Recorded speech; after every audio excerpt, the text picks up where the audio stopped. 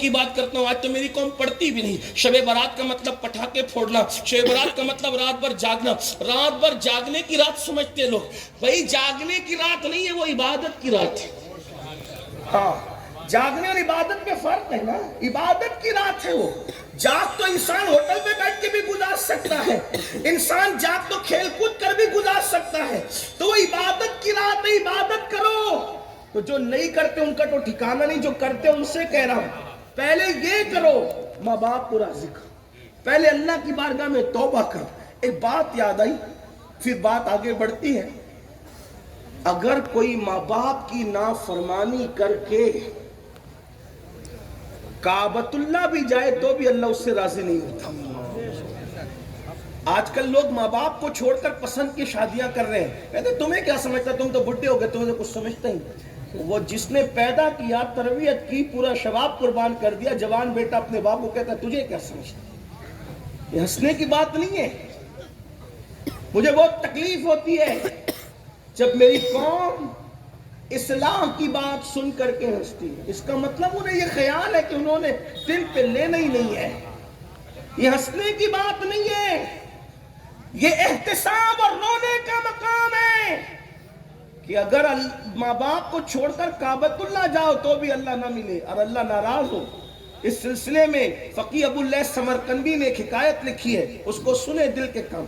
ایک اللہ کے ولی تھے, ولی کی بات کرو, میری آپ کی بات نہیں, اللہ کے ولی تھے. ماں کے پاس آئے, امی مجھے بہت یاد آتی ہے, کعبۃ اللہ کی عمرہ کے لیے جانا ہے. ماں نے کہا بیٹا تو میرا اکلوتا بیٹا ہے, تو عمرہ کے لیے جائے گا تو میری خدمت کون کرے گا, نہیں جانا, نہیں جانا عمرہ کے لیے. انہوں نے سوچا امی تو امی ہے, کہہ رہی نہیں جانا ہوں, عمرہ کے لیے تو جا رہا ہوں, کعبۃ اللہ تو جا رہا ہوں, طواف کے لیے تو جا رہا ہوں, عبادت کے لیے تو جا رہا ہوں, امی کی نافرمانی کر کے جاؤں گا تو ہونا کیا ہے. انہوں نے ماں کی بات نہیں مانی, پلان کیا. کیا پلان کیا سنو. پلان یہ کیا کہ دن بھر سفر کروں گا, رات بھر نفل پڑھوں گا, اس طرح کعبے جاؤں گا. دن بھر سفر کیا, رات کو ایک گاؤں میں پہنچے, وہاں نفل شروع کی. رات کو ماں کو حاجت پیش آئی اپنے بیٹے کی, فرمایا او فلاں, آواز نہیں آئی. او فلاں, آواز نہیں آئی. او فلاں, آواز نہیں آئی. تو ماں ہوتی, جس کو پیار ہوتا ہے اس کا دل بھی بڑا نازک ہوتا ہے, دل بڑا نازک ہوتا ہے. آئینہ بھی تو کچھ طاقت رکھتا ہے, شیشہ بھی تو کچھ طاقت رکھتا ہے, اس سے بہت کمزور ہوتا ہے دل.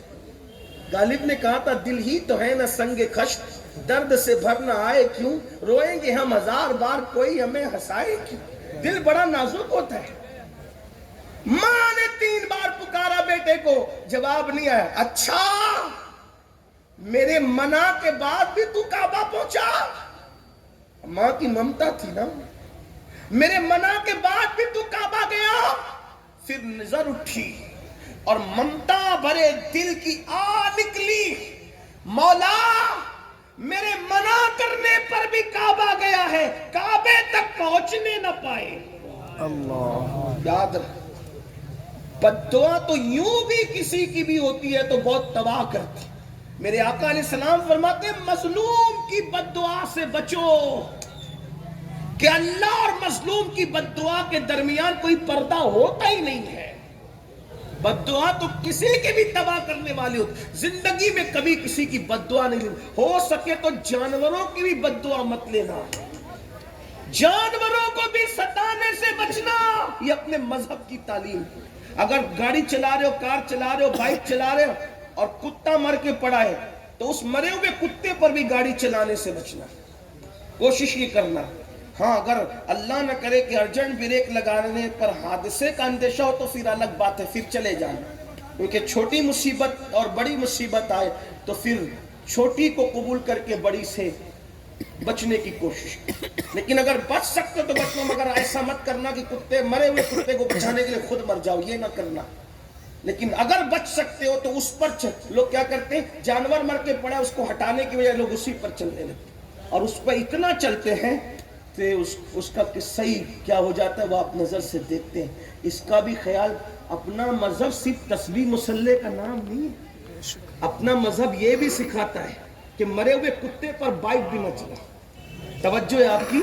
मरे हुए कुत्ते पर ट्रक भी न चलाओ, मरे हुए कुत्ते पर गाड़ी भी न चलाओ। आप अंदाजा करें जो मरे हुए कुत्ते का इतना ख्याल देता है वो इंसानों का कितना अंदाजा करें। ये अपने मजहब का हुस्न, लोग बकरे अपने मजहब के खिलाफ बकने दो, ये सियासत है, लेकिन सच्चाई ये है कि मजहब इस्लाम की तरह हुस्न वाला न कोई मजहब था, न है, न कभी हो सकता है। सुभान अल्लाह, सुभान अल्लाह, बेशक अल्लाह का नाजिल करता है, इसकी तालीम का कोई मुकाबला कर ही नहीं सकता। बेशक सुभान लेकिन अल्लाह, हम इस सुभान अल्लाह। तालीम से गाफिल हो गए, हम इस तालीम से नावाकिफ हो गए। तो माँ की आह निकली, मेरी नाफरमानी करके काबा गया है, काबे तक पहुंचने न पाए। वो रात को मस्जिद में इबादत में मसरूफ थे, अल्लाह के वली थे। ये माँ की बद्दुआ थी। माँ तो बेशुमार नौजवान ऐसे हैं जो कलकत्ता जाते हैं, दिल्ली जाते हैं, सऊदी जाते हैं और ससुराल में फोन करेंगे, बीवी को फोन करेंगे, बच्चों को। माँ बाप बूढ़े इंतजार करते हैं कभी बेटे का फोन तो आए, लेकिन बेटे का फोन नहीं आता है। दिन भर इसके उसके पास बैठे रहेंगे बच्चे, नौजवान। माँ बाप इंतजार करते हैं मेरा बेटा मेरे पास आधा घंटा आकर बैठे तो सही, नहीं आते, नहीं बैठते। अरे उनको कितनी खुशी होती है जब आप अपने माँ बाप के पास बैठते हो, तो उनको बहुत खुशी होती है। बचपन में जो खुशी आपको बाप से मिलकर होती थी, बुढ़ापे में वो खुशी बाप को औलाद से मिलकर होती है।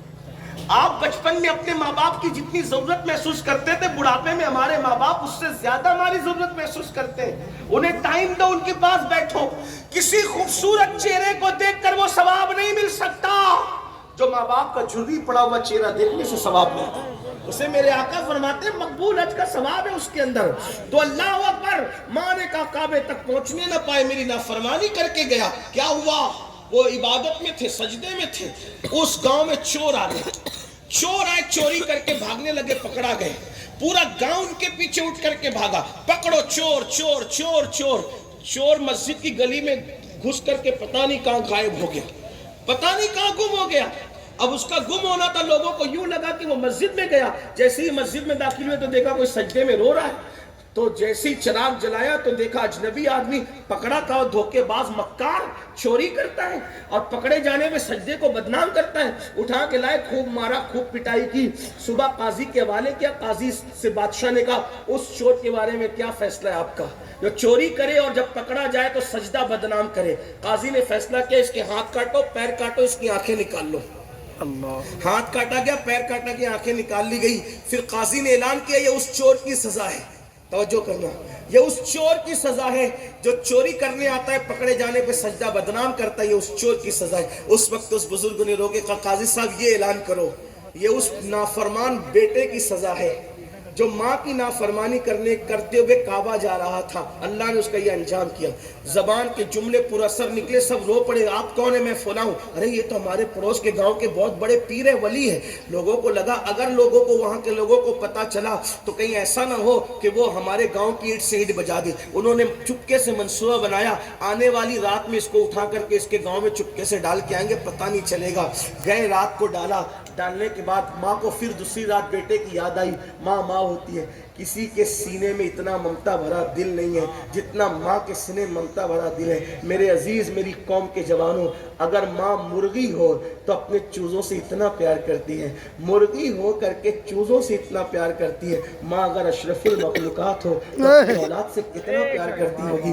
लेकिन हम बेवफा हैं, किस किस के साथ बेवफाई की, कहाँ कहाँ तक बेवफाई करेंगे। अल्लाह अकबर। माँ की ममता थी। रात की तारीकी में माँ ने हाथ उठाए, ए अल्लाह, कल मैंने बद्दुआ तो कर दी थी अपने बेटे के लिए, लेकिन मौला अब बेटे की याद आती है। ए अल्लाह, एक बार मरने से पहले मेरे बेटे को मुझसे मिला दे मौला। इतना कहना था मुझसे मिला दे। इनको वहां ला के डाला, भूख लगी हुई थी। इन्होंने आवाज लगाई, है कोई मजलूम को भीख देने वाला, खाना खिलाने वाला है कोई? जानी पहचानी आवाज थी लेकिन अंदाजा नहीं था। इनकी अम्मी ने कहा, ओ भीख मांगने वाले भिखारी, जरा करीब आ ताकि मैं तुझे भीख अता करूं।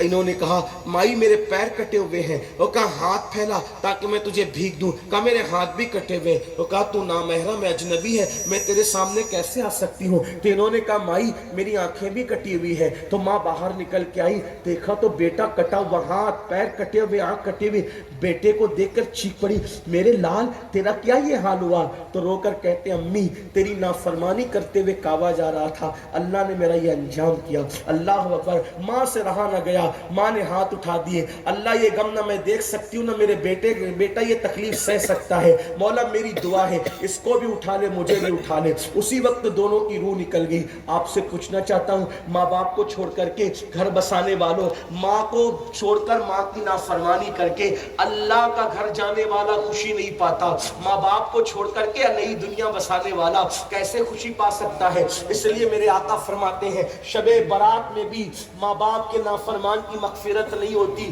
اپنے ماں باپ کا ادب کرو۔ آپ تو مسلک اعلیٰ حضرت کا بہت نعرہ لگاتے ہیں، کیا مسلک اعلیٰ حضرت ایک دو چیز کا نام ہے؟ آئیے مسلک اعلیٰ حضرت کا ایک اور گلدستہ میں آپ کو پیش کروں۔ میرے امام احمد رضا لکھتے ہیں کہ ماں باپ سے بات کرنے کا ادب یہ، توجہ کریں یہ اعلیٰ حضرت فرما رہے حدیث کی روشنی میں کہ ماں باپ سے بات کرنے کا ادب یہ ہے کہ ڈائریکٹ اپنے ماں باپ سے گفتگو نہ کیا کرو، بلکہ پہلے اجازت لیا کرو، ماں باپ سے پہلے اجازت لیا کرو، اور اگر ماں باپ اجازت دیں تو پھر ان سے ایسے بات کرو جیسے کوئی غلام اپنے آقا سے بات کرتا ہے۔ یہ ماں باپ سے بات کرنے کا طریقہ ہے مسلک اعلیٰ حضرت میں۔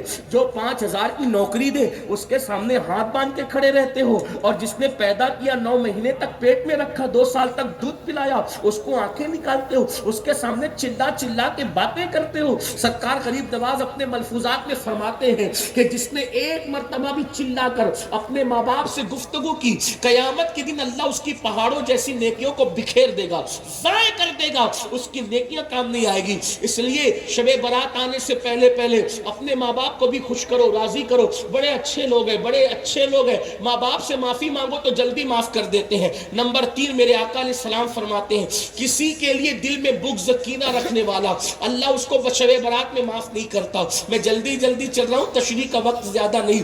آج مجھے بتاؤ داڑیاں بڑی کر لی، دل کا کیا حال ہے؟ ٹوپیاں خوبصورت پہن لی، دل کا کیا حال ہے؟ خوبصورت کپڑے پہن لیے، دل کا کیا حال ہے؟ کتنی حیرت کی بات ہے، جس کو انسان دیکھتا ہے اس کو تو سنوار لیا، لیکن جس کو اللہ دیکھتا ہے اس کو کب سنوارو گے؟ میرے آقا نے فرمایا ان اللہ لا ينظر الى صورکم والى اموالکم ولکن ينظر الى قلوبکم۔ اللہ نہ تمہارے چہرے دیکھتا ہے نہ تمہارے مال دیکھتا ہے، اللہ تو تمہارے دل دیکھتا ہے۔ صلاۃ و تسبیح پڑھنے والوں، سجدے کرنے والوں، درود شریف پڑھنے والوں، قرآن شریف کی تلاوت کی بات کرنے والوں، بتاؤ دل میں بغض نہیں ہے، دل میں حسد نہیں ہے؟ دل میں بغض حسد کا کتا بٹھا کر سجدہ کرنے والوں، اللہ کے رسول علیہ السلام فرماتے ہیں جس کے دل میں بغض اور کینہ ہوگا اس کا سجدہ اس کے سر کے اوپر نہیں جا سکتا، اس کی دعا کبھی مقبول نہیں ہو سکتی۔ آج کہتے ہیں دعا قبول نہیں ہوتی، جب اللہ نے فرما دیا ادعونی استجب لکم، مجھ سے مانگو میں عطا کروں گا، پھر دعا قبول کیوں نہیں ہوتی؟ 2 وجہ ہے، یا تو پیٹ میں حرام ہے یا تو دل میں حرام ہے۔ پیٹ میں حرام کیا؟ حرام غذا، دل میں حرام کیا؟ بغض، کینہ، حسد۔ نکالو سگے بھائیوں سے دل میں حسد، سگی بہنوں سے دل میں حسد، پڑوسیوں سے دل میں بغض نہیں، ایک مومن کا شیوا نہیں۔ آپ سے پوچھتا ہوں کہیں پیشاب پڑا ہو، توجہ ہے آپ کی، کہیں پیشاب پڑا ہو وہاں بیٹھو گے؟ بولو بیٹھو گے؟ کہیں پاخانہ پڑا ہو وہاں 1000 5000 کی گڈی رکھو گے پیسوں کی، وہاں سونا رکھو گے؟ کتنی حیرت کی بات ہے، جہاں پاخانہ اور پیشاب ہو وہاں تم نہیں بیٹھتے اور اپنی کوئی امانت نہیں رکھتے۔ تو جس دل کے اندر بغض کینہ کی شکل میں پاخانے اور پیشاب سے زیادہ بڑی گندگی بھری ہو، اللہ اس میں اپنی امانت عشق مصطفیٰ کیسے رکھے گا؟ محبت رسول کیسے رکھے گا؟ پتا چلا جس دل میں عشق رسول ہے اس دل میں کینہ نہیں ہو سکتا، جس دل میں عشق رسول ہے اس دل میں حسد نہیں ہو سکتا۔ اس لیے جلو نہیں، حسد نہ کرو، ہر مومن کے لیے دل صاف کرو۔ اور میرے آقا علیہ السلام کی حدیث ہے، اللہ کے رسول علیہ السلام نے فرمایا اے انس ہو سکے تو صبح اس حال میں کرنا کہ تیرے دل میں کسی کے لیے کینہ نہیں ہو، یہ میری سنت ہے، اور جو میری سنت پر عمل کرے گا وہ جنت میں میرے ساتھ داخل کیا جائے گا۔ اب آپ کہیں گے بغض اور کینے کی پہچان کیا ہے؟